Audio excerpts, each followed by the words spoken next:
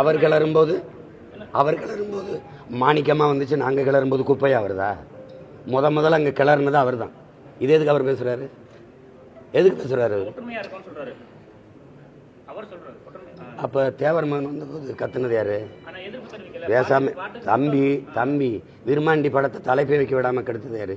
சண்டியருங்கிற தலைப்பை, சண்டியர்னு தலைப்பை வைக்க விடாம விருமாண்டின்னு வைக்க வச்சது யாரு? கொம்பன் படத்துக்கு தகராறு பண்ணது யாரு? நான் தான் எதிர்த்து தம்பி கார்த்திக்கும் அந்த முத்தையாவுக்கும் ஆதரவா நின்னேன். அதுக்கு அவர் என்ன பேச்சு பேசினாரு? கொம்பன் படத்தில் என்ன வந்துருச்சு? எதையுமே பார்க்கறது இல்லை. எது தர இல்லை கொம்பன் படத்தை.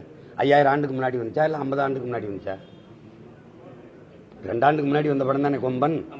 அப்ப நீங்க கிளறும்போது இதெல்லாம் சும்மா தேவையற்றது. இது நாங்க 20 வருஷத்துக்கு முன்னாடி சண்டியர்னு படம் வந்தப்ப எதிர்த்தோம். அதுல அருவாள் கலாச்சாரம் வருது, கொம்பன்னு வந்தப்ப எதிர்த்தோம். அப்பெல்லாம் இவனுக்கு வந்து ஐயோ படத்தை எல்லாம் எதிர்த்து விளம்பரம் தேடுறாருன்னு. இன்னைக்கு தெரியுதா அவன் கையில அருவாள் வச்சு இன்ஸ்டாகிராம்ல போட்டுட்டு இருக்கும்போது அதோட விளைவு தெரியுதா உனக்கு?